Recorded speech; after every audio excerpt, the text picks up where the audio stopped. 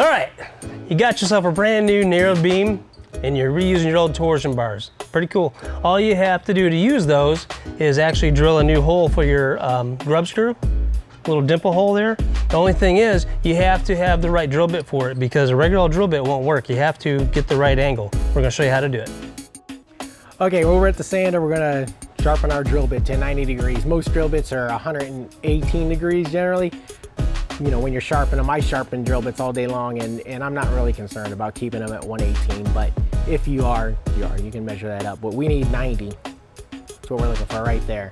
That matches the grub screw perfectly. So when you drill or you're sharpening this drill bit, you're gonna wanna take it from the point down. You're gonna take this end down. Try to keep the point in the center. So when you hold it up against the sander, kind of hold it up at that angle. You're trying to go 45 degrees. Basically, it's gonna be 45 right off the belt.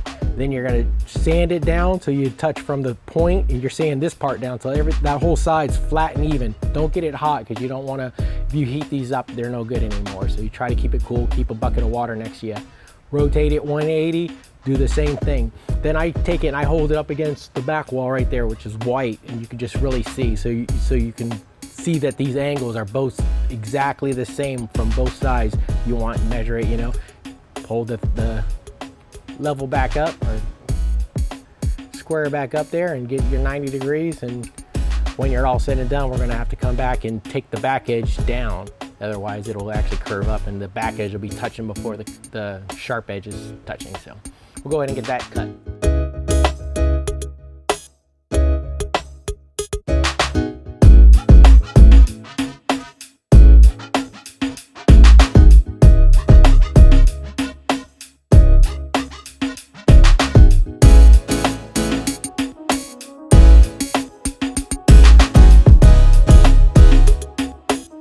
Ryan's got our drill bit all ready to go. All we got to do is do a little bit of drilling here. What you're going to need is one of these drill guides. You can find them, but you might have to have somebody make you one on a lathe just so you get the right size. No big deal. You get it in there and just kind of you tap it in.